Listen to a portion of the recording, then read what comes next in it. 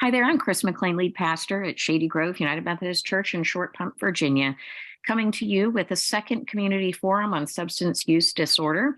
The first one can be found on our Facebook page or on our YouTube channel under the community tab. So I hope you'll take a look at that. It does give a big picture on substance use disorder, and I hope that you'll find helpful resources there. The specific purpose of our second meeting is to talk about those who love persons struggling with substance use disorder and helping them know how to cope and how to prepare themselves in terms of strength and resilience in order to be of help to their loved ones. I do want to recognize all you loved ones who might feel alone. I want to recognize with you that 1 in 12 people struggles with substance use disorder. And 30% of adults will struggle specifically with alcohol abuse in their lifetime. So you really are not alone. This is happening in many, many homes. But as a loved one, you may be experiencing an increased rate of depression, anxiety, illness, low self-esteem. These feelings are real feelings, and it's normal that you would have them if your family is struggling with this. So I hope that you will learn in this space that you're not alone and learn today about how to cope. Our resource is a book put out by the Center for Motivation and Change. It's called Beyond Addiction. It's also a resource used a lot by drugfree.org, which is a really helpful website. You might want to check that out. I am not an expert, but a peer. This is something that we have had in our own family experience, and I'm offering all of these talks in honor of my dad. So here we are talking about how to cope, because we all know that analogy from that airplane. If those masks come down and you don't put yours on, you won't be functioning very well long enough to help anybody else. You do have to take care of yourself if you want to be of help to anybody else. As we get started, let's use the serenity prayer. God, grant me the serenity to accept the things I cannot change, the courage to change the things I can, and the wisdom to know the difference, living one day at a time, enjoying one moment at a time, accepting hardships as a pathway to peace, taking as Jesus did the sinful world as it is, not as I would have it, trusting that he will make all things right if I surrender to his will, so that I may be reasonably happy in this life and supremely happy with him forever in the next. Amen. So our resource uses this ACT as a quick way to teach everybody that they work with about how to work through the change process around substance use disorder. And ACT stands for awareness, coping, and tolerating. So we want to be aware of problems. What problems are we dealing with? What goals do we have? But at the same time, since we're dealing with change, there's something called ambivalence. When we feel pulled in two directions, usually when we need to change something, there's part of us that really wants to change and part of us that struggles with changing. And so ambivalence is a natural part of things. So we just want to stay aware. What are the difficulties? What are the goals? And can we just stay aware of the ambivalence about change that may pop up? Next, coping. Coping, specifically learning to cope differently to make change, right? We all have coping mechanisms that we're using in our lives right now, but if things just aren't landing in an ideal place and we know that change is needed, we're going to have to change how we cope as part of that larger picture of change. Tolerating. Tolerating is specifically handling distress in a change process, right? So we're going to change how we cope. That's going to be uncomfortable. We're going to have to tolerate that discomfort and recognize that that discomfort is going to go on for a while. And if you think about it, this has been true in anything you've really tried to make a change in your life. Maybe you became somebody who really was going to buckle down and study, and you thought, wow, this is hard. You know, it's hard to do this. I'm uncomfortable in this chair, but I have a goal. I do and don't want to do this. So I'm aware of that. I'm going to cope differently. Instead of disappearing from my studies, I'm just going to drink a cool glass of water to try to stay alert and with it. And I might feel some distress, but I'm going to say, I can do it. I can do it. Right. So that's an example. Whenever we're trying to make a change, awareness, coping, tolerating. Last time we did work on awareness. Specifically, we worked on the awareness of understanding addiction. So if you are living with someone, loving someone who has substance use disorder, in the group of things you want to be aware of, you want to be aware of all the things you learned about addiction and how it works, of the things that you learned last time about motivation. We're all motivated to something. How do we channel that? And also, how do people change? And we want to keep those things in our awareness. So I do commend to you the first session, and I hope you'll have a chance to listen to that. We're going to build on this awareness that we got last time about understanding addiction, motivation, and change. And what we're going to add to it is acceptance. Acceptance, specifically accepting how things are now. And you may say to yourself, well, how does accepting how things are now lead to change? And the book does say it's paradoxical. We can say, well, I accept it, so I'm not going to do anything about it. We mean a different kind of acceptance. It is a change process, but you do have to grow where you're planted. Or, like I say to people a lot, if you're trying to get to North Carolina from Texas, it's very helpful to acknowledge first that you are in Texas, or it will be difficult to know that you need to go north and somewhat east to get there. We need to know where we are now and accept that in order to make the step-by-step movement to the place we hope to be. So we're going to be working on acceptance today. Okay, so we're going to dig deep in this awareness. And I want to start with this question: how are you? How are you? And a lot of times people ask us this and we just say, fine, I'm fine. But I want you to take a moment and just let yourself answer for real. You might notice that your optimism goes up and down. If you are living with someone or loving someone who struggles with substance use disorder or another compulsive behavior, there are times where you might feel hopeful about how life could change, times when you just feel crestfallen. So where are you now? And also your energy, your stamina to keep in this pursuit for wellness for your loved one and yourself and your family. How's your stamina doing? Up, down, somewhere in between? How are you? So the next item says the present moment. And when we're trying to gain awareness, we need to just get right here now. And it's easy to say, harder to do. A lot of times we find when we get to a quiet moment, we are mulling over things that have already happened. So we're kind of in the past.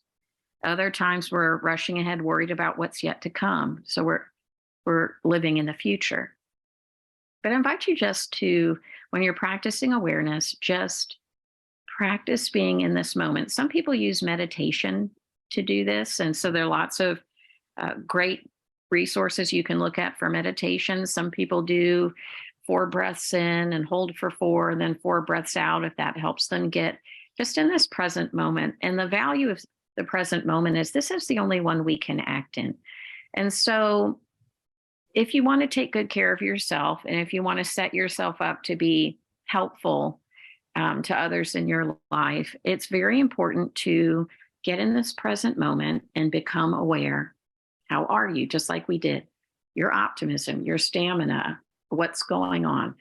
Just practice being in this present moment. If you can practice just gaining awareness and doing that by getting right here in the present, one of the things that you can do is reduce avoidable suffering. And so there are a lot of things that fit under avoidable suffering. For example, if something happens with our loved one and we get kind of triggered based on things in the past, and right away now we're yelling and worried about the future, or if we're pushing and pushing about things, all that tends to add a lot of intensity to the system. Maybe we won't feel heard. Um, and being in an argument can feel really painful. So if we can just slow down and just gain awareness and get in the present moment, we can reduce our propensity to be reacting, and we'll be more ready to respond instead. And so we'll get more into that as we go along. The other thing, as we get in the present moment and just gain awareness, is we're going to notice that we have some pain that we just can't avoid. It's there. And it's difficult to take care of ourselves if we don't take notice of the pain that we have. And some pain that we're going through, it's not something that we can avoid. It's not something we can control. And so what do we do about it? One of the first important things to do is to honor it, to see it, notice it, and care for that, and care well for ourselves. All right, next, when we're in the present moment and just practicing awareness, right? Just practice being aware. Then we're going to be more aware of the facts of our situation. And once we know more of the facts going on around us, we find that we are able to make choices differently. Again, that's into that, how do you respond versus react? React is when it's so automatic that you're really not choosing. It's just pattern behavior, boom, boom, boom. Respond is what we want to switch to, where we stop doing the reacting and we say, okay, I notice this is happening. I notice this has happened before. I notice this is a pattern. I notice that I often choose blank. I notice that result has not been a positive one. I wonder if there's another choice that I could make. And so that door opens to change those patterns and to maybe be proactive for a different result rather than being reactive and getting the same result. So we're going to just stay open and say, what can I learn from this moment, and what new choices might I be able to uncover? And I'm just going to stay aware and step out of the old pattern. We are able to learn when we are aware and we're in the present moment. We can notice what helps, what doesn't help, and we can learn some alternatives. We can also, if we have learned in the past and made some decisions, maybe we've decided, I'm not going to yell, I'm not going to run away or slam a cabinet. What I am going to do is X, Y, or Z. In that, one has made a strategy. And so if one can just slow down and just be in that present moment and not be reactive, that gives you the opportunity to step by step stay on course and execute whatever new strategy that you have. And in that process, though, you want to stay aware of your loved one, aware of yourself. If you're aware of yourself, you might notice, I'm starting to get really upset right now. And if this keeps up, I'm going to do something unproductive. You might notice that you need to take a step back by staying aware. So that's really helpful. So we want to stay aware of the situation and resist those habitual or natural mistakes, and stick to the plan, stick to the course. If we have maybe worked out with a counselor or someone, what would be a more whole-making, less painful response. So we want to open the door to that kind of change. We also, by being in that present moment, being aware, we want to keep things in perspective. Awareness will help us recognize that not everything in our lives is bad. Sometimes we're so obsessed with the fly in the ointment, we forget we have a whole jar of ointment. And so as you think about how are you, I want to invite you to think about some of the things that are good now. It might be a beautiful day. There might be some beautiful flowers. There might be somebody who cares about you. What are some of the good things going on? Not everything is bad, and you're not alone. Can you just take a moment and notice your needs? If you take things in a greater perspective, you might realize that much of what's happening is not about you, and you might be able to take things less personally. You might notice, okay, I'm disappointed, but I don't want to nurse a grudge. That would be keeping things in perspective. As we keep things in perspective, we can see options. So, all of this is what it is to be gaining awareness. And as we gain awareness, we are able to adapt to new information as it comes along. And that's also all to the good.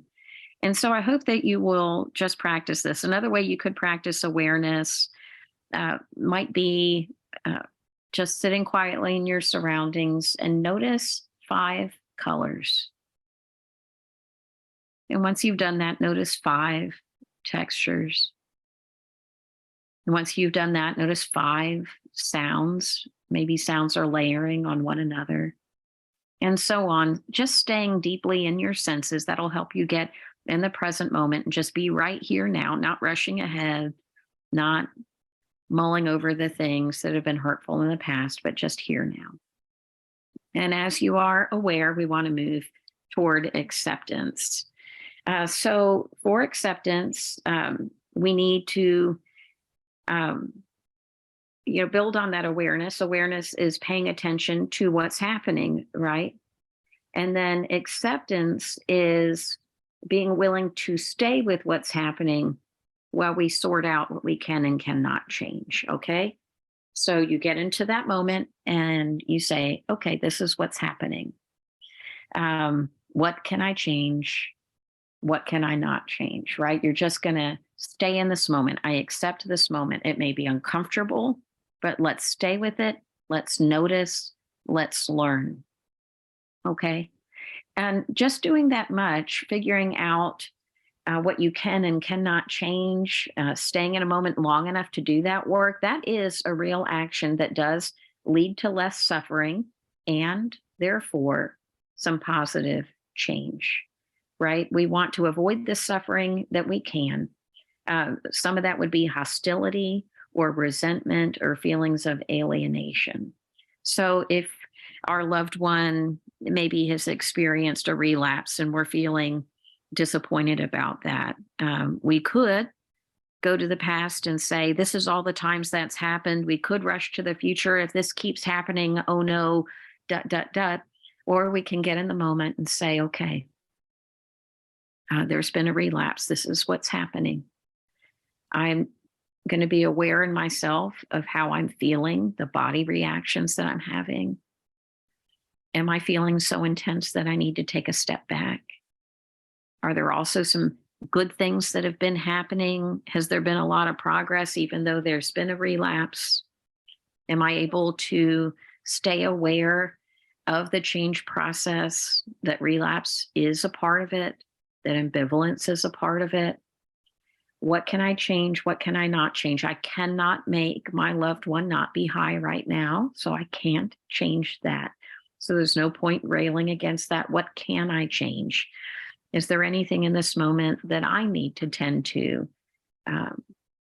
Do I just need to take a moment and just breathe right now? What is it that I need right now? And so right there, you can see, rather than being reactive, then operating with an acceptance and with awareness does take us away from some of the avoidable suffering. What it doesn't do is approve. It doesn't give up. It doesn't detach and say, well, I'm just not going to be here now. What it is recognizing things for what they are, not better, not worse. So making something worse would look at a relapse and say, oh no, all is ruined. Everything is ruined. No, it's not ruined. A lot has been learned, even in a relapse. A lot has been learned, and a lot is yet to learn from that. Okay. Yeah, but also don't make it better than it is. Don't pretend it's not happening or pretend you don't have feelings, but just recognize things for what they are. And then as you do that work, acceptance is just holding on to a little bit of peace just within yourself, no matter what else is going on, right? So that's that eye of the storm that you see there. If you've ever been in a hurricane, you get the first part of the storm and then it's quiet in the middle, and then the second part if the eye passes over you. And as you practice awareness and acceptance, you might be in some difficult moments as you and your family struggle with substance use disorder, but you can find peace within as you accept what's happening. So we've used those words already. Instead of saying, I can't believe it, why is this happening? You can practice awareness and acceptance by saying, okay, so this is what's happening. Okay, this is what's happening. So I want to read to you a little bit about Maggie and Rebecca. If you're looking in the book, you can find their example on page 95. It said Rebecca was a 21-year-old who'd been in treatment several times for abusing multiple substances. Early in treatment, underlying psychiatric issues were not adequately addressed, and so she struggled to stay sober and frequently relapsed. Rebecca lived with her mother, Maggie. When the two of them first came to the counseling center, Maggie appeared ragged. She described crying every day and staying up at nights praying for her daughter. She was miserable when her daughter talked to her about her life and terrified when her daughter didn't talk to her about her life. She frequently pleaded and shouted while her daughter retreated behind closed doors. In her attempt to be heard and understood, Maggie pleaded and shouted more. In discussion with her therapist, Maggie acknowledged that she had so desperately wanted things to be different, she hadn't noticed she'd abandoned many of the activities she used to enjoy, the same ones that she needed as she was going to manage her own anxiety. With her life on hold, she hadn't been riding her bike or talking to her sister, who'd previously been a source of support. Maggie had been unaware, too, that venting her worries to her daughter was pushing her away. Rebecca told her own therapist that she felt overwhelmed by her mother's feelings. She knew quite well that her mother was disappointed in her. Hearing it more didn't help her know it better. Maggie agreed to try for 1 month not to talk to her daughter about how she wished things would be. Instead, she would focus on what she could do for herself. She committed to getting back on her bike for daily rides and to calling her sister to catch up at least once a week. She tracked these activities as well as her moods and energy levels, and over the month, she found that the exercise of riding her bike helped her sleep instead of worry and cry. So I hope you're hearing in that awareness. She had a mood tracker. So she kept up with her moods and her energy levels, and also became aware of what was making a difference in that. Okay. Talking to her sister, Maggie noticed, also helped keep things in perspective, and given her sister's understanding, she didn't feel quite so desperate to get that understanding from her daughter, Rebecca. Maggie told her therapist that she hadn't so much gotten her life back as realized that this was her life. And so that struggle, substance use disorder, is still happening in the family. But Maggie realizes that that is one part of her whole life. Okay. And so you hear some acceptance there. This was her life. She still worried about Rebecca and wanted to help as much as she could, but she was increasingly accepting that this was part of her life, though not everything. Indeed, as Maggie paid attention to her own changes and gave her daughter more space, her daughter began to spend more time outside her room and volunteer more information when they were together. And so a helpful quote at the end of this section, it says, wishful thinking, avoidance, hostility, resentment, and other forms of non-acceptance are like quicksand from which you and change cannot move forward. The more you try, the more you sink. Reality is the ground for change. Okay? So as we go about the work of awareness and acceptance, we want to leave behind things like wishful thinking. There's no acceptance there. Avoidance isn't aware. Hostility and resentment, those are all forms of non-acceptance. And so I hope it's clear that awareness and that accepting, they really help us stay in reality, stay in the present moment, and that's the space from which we can make some change. Here's another example. We'll find it on page 96. It says, imagine you're driving in the rain with your intoxicated wife beside you and sleeping kids in the back seat. You are often the one to drive, but tonight you must drive because your wife drank too much. The first step of awareness in this situation is to investigate how you feel, what you're thinking, what's happening. Instead of, say, thinking about your work schedule the next day, you choose to attend to the present moment. You become aware of several things happening internally. To start, there's probably anger toward your wife for drinking too much.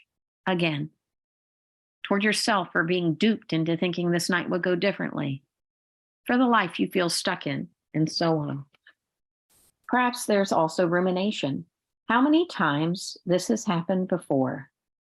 What different combinations of insults you'd like to scream, cascading thoughts connected to the present and the past. And then there are your physical or bodily experiences, driving, hearing the rainfall, feeling tired. Paying more attention to these sensory elements of what's happening, you become aware of how much you love the sound of rainfall. You feel energized by the challenge of driving in the rain, and how sweet the sound of faint snoring is from your youngest child who has a stuffed up nose. Awareness means making a purposeful effort to be aware of all these things, not missing several parts inadvertently by ceding precedence to one thing, and then making a choice about where to put your attention. It could be the difference between spending the rest of the drive stewing in anger and ruminating on how much you hate your life, and spending the same amount of time choosing to focus on the rain and experience of driving and the sounds of your sleeping children. The second way is more likely to improve your sense of connection to the good things in your life.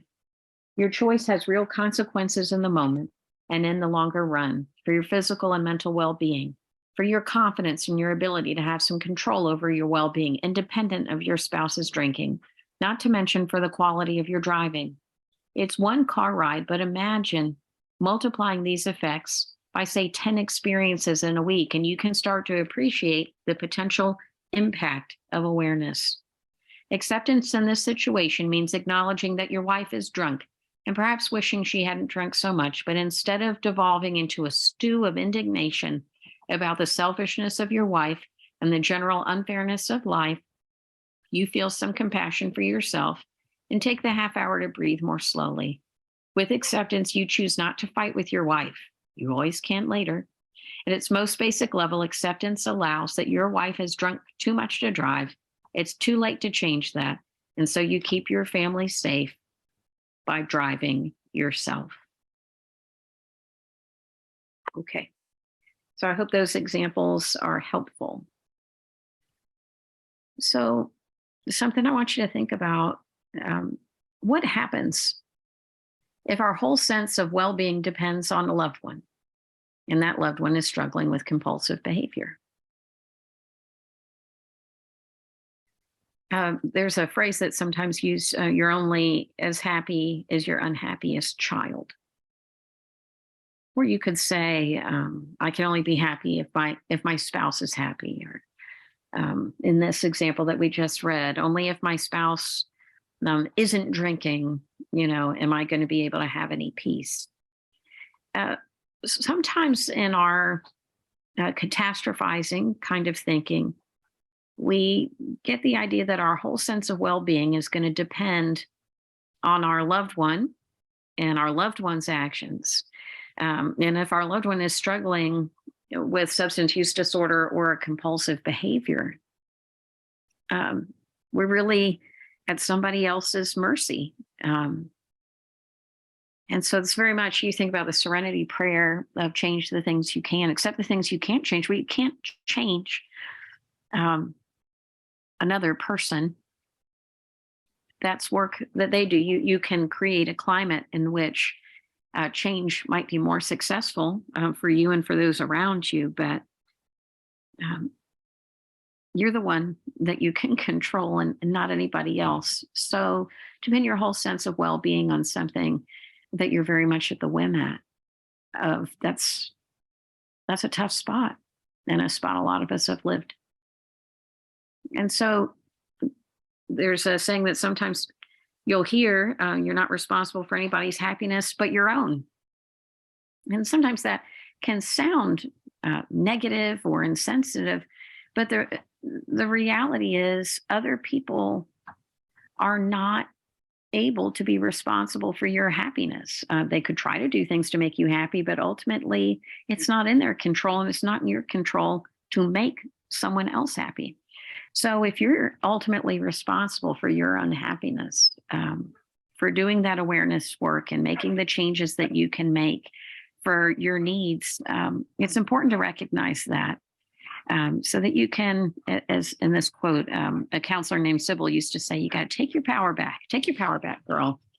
And so be mindful of that, that you are able to make choices for your own happiness. You are able to pursue well-being and not have every part of your well-being contingent on what's happening with someone else. Then there's power in that. Because when you recognize that you do have some power, that you can make moves for your own happiness, instead of being a victim, you could actually become a positive contributor to your setting, even a model, right? So if don't pin your whole sense of well-being on someone else, you always feel victimized, right? But recognize that you can be a positive contributor to your own life. You can take some responsibility for your own happiness. And in that, you can become a positive model for others. So where to start? There's that phrase, keep calm and carry on. Okay, so in developing calm as we go about our living, we're able to feel better. We're less likely to make things worse. We find ourselves possibly being able to help, being more resilient, less flammable, so to speak. And as we calm down, we can grow that distance between ourselves and the end of our ropes. So all of that's to the good. So we want to work on growing calm, and that's a process. Second, recognize that it is possible and important to enjoy your own life, even if your loved one is struggling, right? That modeling that we just talked about. The third, in the live version of this, I did play a video from Taylor Tomlinson. You can look it up. It's her video about the arm floaties, where she talks about having bipolar disorder and the importance, if somebody has bipolar, of doing that self-care work of taking medicine that may have been prescribed. And she says that bipolar is something that maybe you're embarrassed to talk to people about, but really, in that way, it's like not knowing how to swim. Maybe you're embarrassed to tell people about it. Maybe it's hard for people to take you places. If you can't swim, it's hard to go to a pool, right? And in the pool, they have arm floaties, and she compares doing the counseling and medication support for her bipolar to be being like arm floaties. But if she doesn't wear the arm floaties and she gets into the deep end of the pool, people might be saying, oh no, look, you're drowning. Or she might think that she's doing great. A handsome lifeguard has come to grab her and she's totally fine. And then people are saying, no, you're not fine. You're actually, you're pushing Kevin underwater. Okay. And that image does stand out. If someone we know is struggling and we're in there desperately trying to save that loved one, and not being thoughtful about how we do that, then we might find ourselves feeling kind of pushed under the water in this struggle with substance use disorder. And so it's important to do the self-care of recognizing how you can and cannot help safely. There are ways that we might go about helping that, one, to the other person simply aren't helpful to them. And we'll learn more about that next week. But there are also ways that we might try to help that we really can't do, that are harmful to us. And it's our responsibility, like any good lifeguard, to not be in a situation in lifeguarding where we're not able to safely continue swimming, or we're not much help to anyone else. And so I do put language caution on there. If you do look up that video, it is funny, but there's a little bit language there. And so since it's coming from church, that might be a little bit of a surprise. So I'll give you a little warning there, and you can choose whether or not you want to watch that. But we do have to practice self-care. If a loved one in our lives is having trouble swimming and keeps jumping in the deep end of the pool, we have to respond to that in a way where we don't get drowned. We can't help that way, and we need to stop the cycle of what's not helpful. Resilience is something that we want to build. We're building calm, building awareness, building acceptance. As we build resilience, we're reducing our vulnerability to bad moods, lost tempers, meltdowns.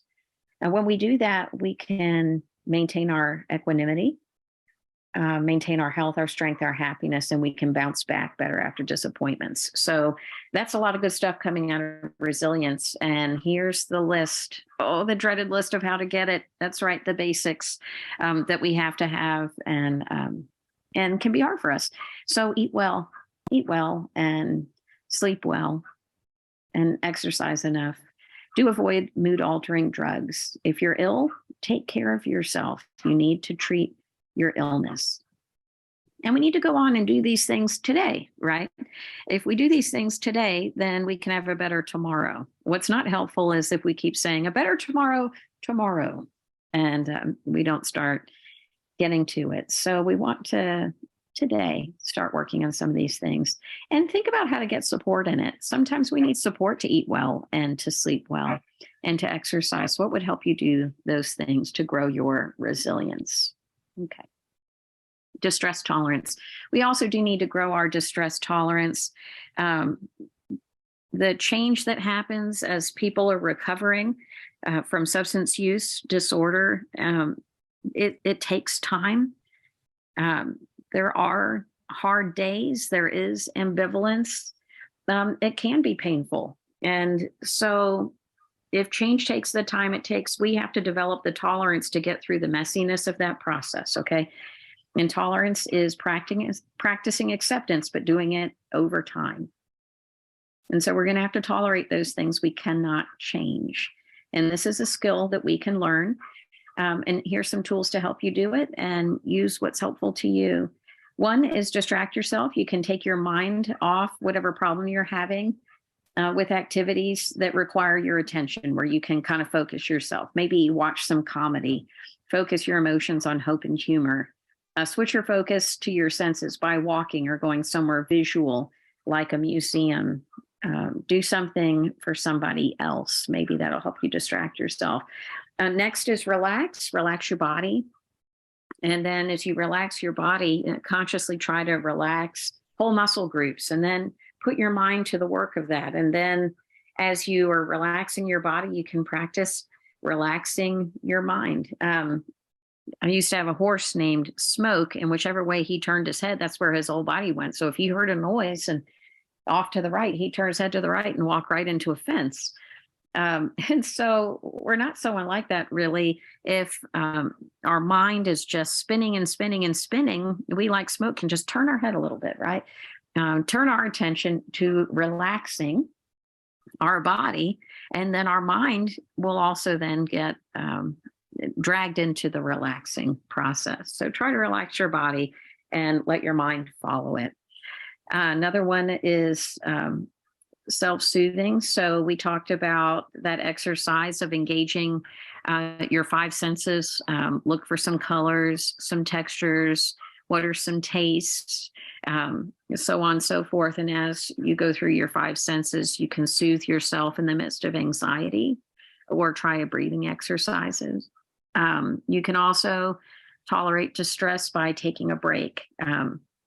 You might have a sensation in your body where you're getting to the end of your rope. It's time to just take a break. We want to let that awareness be useful in giving us that choice that for 20 minutes, we need to kind of step away for a bit. Another thing you can do is make a moment better. Just go on and make yourself smile. Just the act of putting your muscles in that shape can help you just feel a lift. You can pray and meditate. You can get moving, do something to make a moment better. Maybe do some art or read a story. Spend some time with something that you find meaningful, or consider a conversation with a friend. Sometimes we sit around with these unhelpful thoughts. Maybe we're feeling like a failure, but if we told our friend why we were feeling like a failure, they'd probably tell us we're being too hard on ourselves, and it isn't true. So, what would someone else say about your unhelpful thoughts? And see if that doesn't make a moment better.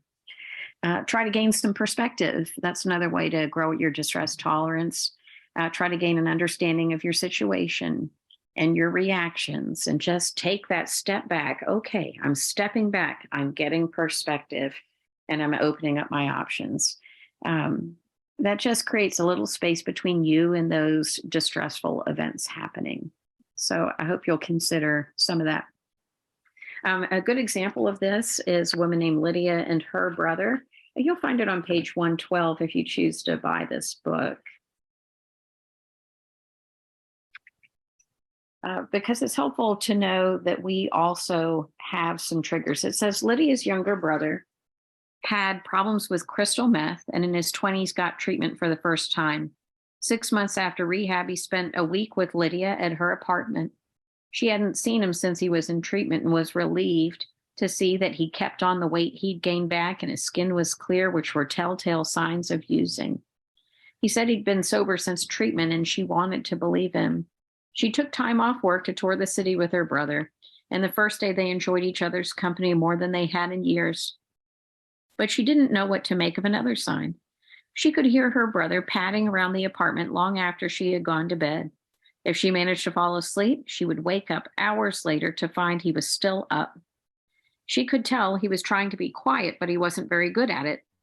Having learned something about awareness in her counseling sessions, she realized after a couple of nights that it was more than noise keeping her up. She had been known to sleep through loud thunderstorms. Aware of her heart pounding and racing thoughts, she wondered whether they, more than her brother's clatter, could be preventing her sleep. She realized she was lying in bed, straining to hear, to categorize his every move as benign or drug-related. In a quiet moment, she realized that she had developed hair trigger anxiety when it came to her brother or any behavior she associated with his using, like staying up late or taking a long time in the bathroom. She also noticed how sleep-deprived and irritated she felt and decided her vigils weren't helping either of them. So instead of yelling at him for being loud and insensitive, which was her first impulse, she told him what the nights had been like for her since he came, how it helped to understand her reactions in terms of triggers. She told her brother that she had a habit of worrying and sometimes felt anxious, even when she told herself there was no reason to be. He in turn talked about his sleep issues and how they related to his moods and other things going on in his life. It was the first time since leaving treatment that her brother had spoken to her about his experience of the last 6 months beyond, "Don't worry, I'm fine." When Lydia woke the following night to clinking sounds in the bathroom, she used breathing and muscle relaxation to help her tolerate the distress and get back to sleep. Once she started sleeping again, they both noticed that her daytime humor improved. And so I invite you to think about that. Think about that. Distress tolerance. How can you grow distress tolerance? And be mindful that you may need some support in this. Families, friends, a therapist, Al Anon, Families Anonymous, Narcotics Anonymous, maybe the McShin Family Meeting, drugfree.org offers some meetings. Maybe if there's a mental health component, you'd like to meet with the folks from NAMI. They're incredibly helpful. So I hope you'll look them up. NAMI, NAMI. Okay, next. Have your limits. A limit is sort of a personal threshold, a life rule, an expectation that marks off your physical and emotional well-being when you're in interaction with others. These are lines of what you can and cannot handle, what you can and cannot accept. It's important because if we're past our limit, we're going to lose our temper or panic or dissolve into tears. So we need to know what our patterns what our limits are. Um, Here's some questions you could ask trying to figure if you're past your limit. Do you find yourself doing or saying things in the moment you later regret? Are you acting in ways that don't match your internal image of self and who you want to be? Do you notice tension, resentment, or frustration building up inside when dealing with your loved one? Do you feel mentally or physically not okay? If you do, you may be trying to handle more than you reasonably can. Okay, so break before you break. So here's one where a person's about to snap. The person's thinking, this is the third night in a row he's going to come home late and disappointed the kids, and I'm going to hand him his head. Or you can use the brake pedal. Okay, I've been stewing all day and I need some time off. I'm going to take the kids to a movie so we can have fun. Breaking as in snapping.